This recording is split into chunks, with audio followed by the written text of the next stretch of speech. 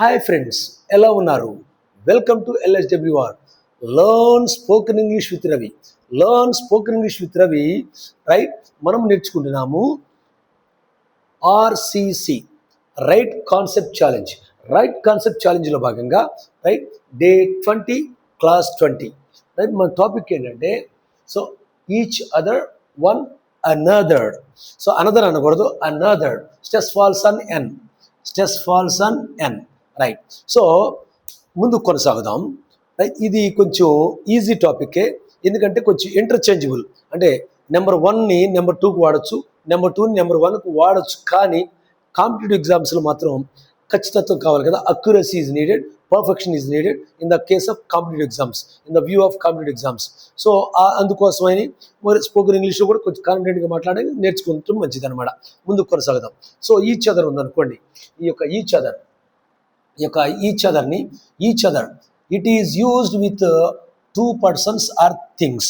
So ఇద్దరు మనుషులకు కానీ లేదా 2 వస్తువులకు కానీ 2 గ్రూప్స్ కానీ దీన్ని వాడతారు. ఇట్ ఈస్ యూజ్డ్, ఇది వాడబడుతుంది. ఇద్దరు మనుషులకు కానీ 2 వస్తువులకు కానీ 2 విషయాలు కానీ ఇది వాడతారు అనమాట. Right, next number 2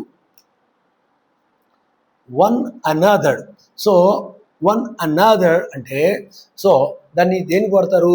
it is used with more than 2 persons or things. So ఇద్దరు వ్యక్తులు అంటే ఇద్దరికన్నా మించి, అంటే మూడు లేక అంతకన్నా మించి, 3 లేక అంతకన్నా మించి వచ్చినప్పుడు ఆ పర్సన్స్ కానీ విషయాలు కానీ అలా వచ్చినప్పుడు ఈ వన్ అనదర్ అనేటువంటి పదాన్ని ఆ ఫ్రేజ్ని మనం వాడతాం అనమాట.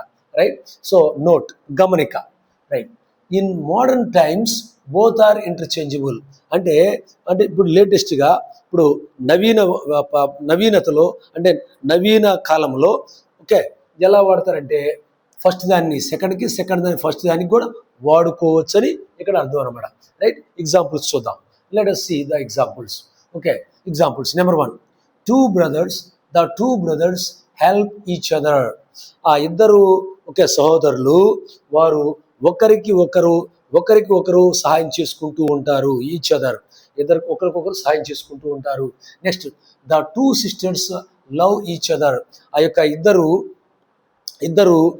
యొక్క సిస్టర్స్ అంటే సహోదరులు. రైట్, సో ఆ యొక్క సిస్టర్స్ ఓకే ఒకరికొకరు, ఆ సిస్టర్స్ ఒకరికొకరు సహాయం చేసుకుంటారు.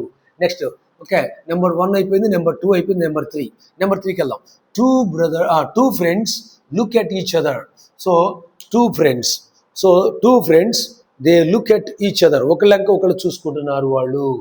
ఓకే, సింపుల్గా ఉండటం కోసం అలా సింప్లిఫై చేశాను. సింపుల్గా ఉండటం కోసం కావాలంటే నువ్వు ఎలాబొరేట్ చేసుకోవచ్చు, మనకు సింపుల్గా అర్థం అవ్వాలి కదా. So next, the teammates help one another. Okay, ఆ 4, 5, 6 అంటే 3 లేక అంతకన్నా ఎక్కువ ఉన్నటువంటి ఆ the teammates help one another. So వాళ్ళు ఒకరికొకరు సహాయం చేసుకుంటున్నారు. ఆ టీమ్మేట్స్ అందరు కలిసి ఒకరికి ఒకళ్ళు సహాయం చేసుకుంటున్నారు. సో ఇక్కడ చూడండి, each other. Next, one another. Right, so those are the things. Next, so 5th one, all classmates help one another. So అక్కడ క్లాసులో ఉన్నటువంటి అందరూ వాళ్ళు ఒకరికొకరు సహాయం చేసుకుంటున్నారు. సో 5వది కూడా అయిపోయింది. 6వది, the 4 brothers love one another. ఆ 4 brothers, those 4 brothers love one another. ఆ 4 brothers ఒకళ్ళు ప్రేమించుకుంటున్నారు అని దీని అర్థం. రైట్, సో నేను ఈ యొక్క ఈచ్ అదర్, వన్ అనదర్ అనేటువంటి టాపిక్ని క్లియర్గా ఎక్స్ప్లెయిన్ చేశానని అనుకుంటున్నాను. మరి వీడియోని ఆఖరి వరకు చూసినందుకు many thanks. So I will be grateful and thankful to you.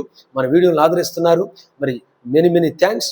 దయచేసి రాబోయే రోజుల్లో ఇంకా మరి గొప్ప కాన్సెప్ట్తో ఉన్నతమైనటువంటి వీడియోస్ వస్తాయి. దయచేసి కొత్త వాళ్ళ పరిచయం చేయండి.